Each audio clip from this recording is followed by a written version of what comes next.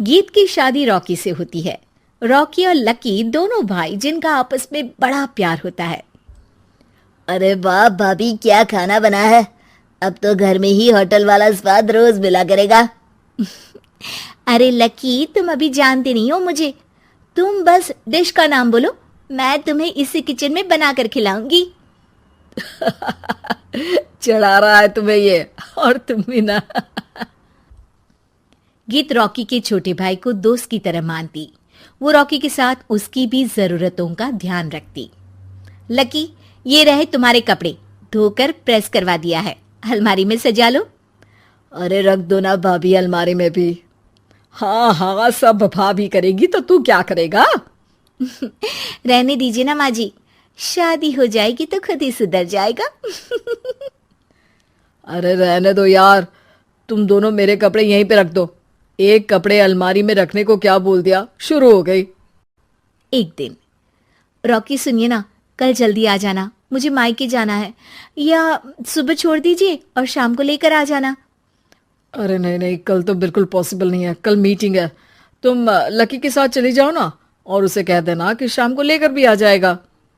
Lucky भाभी को लेकर मायके जाता है, शाम को लेकर भी आता है। आते वक्त, लकी, तुम्हारे लिए मैंने एक लड़की देखी है, बहुत सुंदर है। अच्छा, क्या बात है भाभी, मुझे भी दिखा दो, और उससे भी पूछ लो कि मुझसे शादी करेगी ना। इतनी सुंदर होगी तो मुझसे क्यों शादी करेगी भाभी। अरे वाह, क्या बुराई है तुम में, इतने अच्छे हो दिखने में। हाँ, बस अपनी भैया से थोड़ा कम हो। हाँ भाभी, आपको तो भैया से अच्छा कोई लगता ही नहीं है। लकी, तुम्हारे भैया हैं ही लाखों में एक। रात में दोनों घर आते हैं, लेकिन थोड़ी ही देर में उनके घर रॉकी की मौत की खबर आती है। हे भगवान, ये क्या हो गया। मेरा बेटा मुझे वापस कर दो।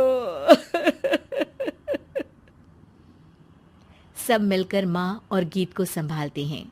एक दिन, गीत बेटा, अब तो रॉकी रहा नहीं, तू देख ले अगर मायके जाना हो तो।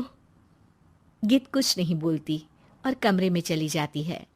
एक दिन बुआ सास उन लोगों के घर आती है। अरे भाभी, किसकी नजर लग गई आप लोगों के घर में।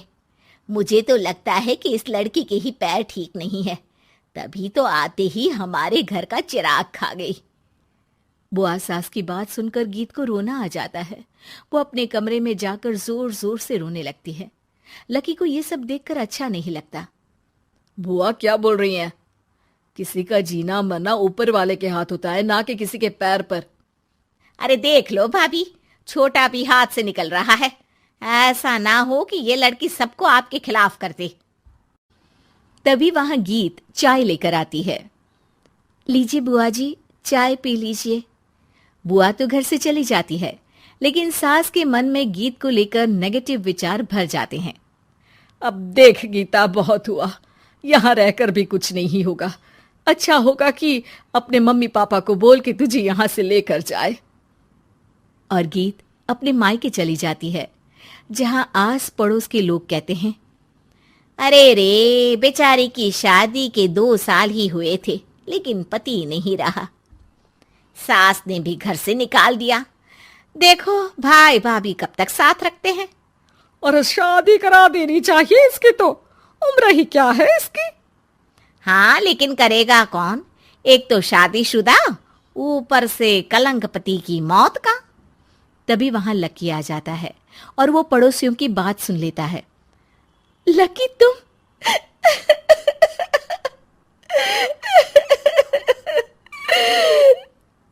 भाभी, ये जमाना आपको जीने नहीं देगा, लेकिन आप चिंता मत करना, मैं आपको आपके हिस्से की सारी खुशियां दूंगा। लीजिए, माँ ने आपका ये बैग भेजा है, इसमें आपके जरूरी सामान है जो वहीं रह गए थे। लकी देखता है कि गीत को ससुराल से लेकर मायके तक हर जगह सिर्फ ताने ही सुनने पड़ते हैं। वो सीधे अपनी माँ के पास जाता है। माँ, एक बात सुनो, ये कहाँ का न्याय है। एक लड़की जो छोटी सी उम्र में अपना पति खो चुकी है, वो अब दुनिया के ताने भी झेल रही है। यार, ये तो गलत है ना माँ। हमें भाभी का सपोर्ट करना चाहिए। क्या भैया होते तो भाभी को ऐसा देखकर दुखी नहीं होते? अरे देख लकी, ये समाज ऐसा ही है, और भैया होते तो गीत की ये हालत होती ही नहीं। बिना पति के औरत को तो ये सब झेलना ही पड़ता है। लेकिन कोई तो जरिया होगा ना माँ, भाभी भी हमारे परिवार का हिस्सा है, हम कुछ तो कर सकते हैं ना उनके लिए। हिस्सा है नहीं, हिस्सा थी, और अब तू ज्यादा ना भाभी भाभी करना बंद कर दे, समझा? कुछ दिन ऐसे ही बीतते हैं और एक दिन लकी देखता है कि गीत उसके ही कॉलेज में पढ़ने आई है। अरे भाभी, आप यहाँ कॉलेज में कैसे? लकी, मैंने पढ़ने का निर्णय लिया है। शादी के कारण मेरी पढ़ाई को बीच में ही रोक दिया गया था, पर अब जब कुछ नहीं बचा तो मैंने सोचा पढ़ाई में ही मन लगाऊं। अरे आपने बिल्कुल सही सोचा भाभी। किसी भी तरह की कोई भी जरूरत हो तो प्लीज बिना किसी हिचक के बताना, मैं हूं आपकी मदद के लिए। लेकिन कहते हैं ना, गीत की जिंदगी में सब कुछ बहुत दिनों के लिए ठीक नहीं रहा, और एक दिन क्लास में, अरे ये विधवा है, इसकी तो शादी हो चुकी है। क्या बात कर रहे हो? हमारे साथ तो बैठकर ऐसे पढ़ाई करती है जैसे बच्ची हो। अरे बच्ची नहीं, बहुत शातिर है ये, किसी को नहीं बताया कि ये शादीशुदा है, वरना हम इसे आंटी आंटी कहकर पुकारते ना। अरे उम्मीद है कि आपको हमारी ये कहानी पसंद आई होगी। कृपया हमारे चैनल को सब्सक्राइब करें और सभी अपडेट्स के लिए बेल आइकन जरूर क्लिक करें, और हाँ, वीडियो लाइक और शेयर करना मत भूलिएगा। Bye bye.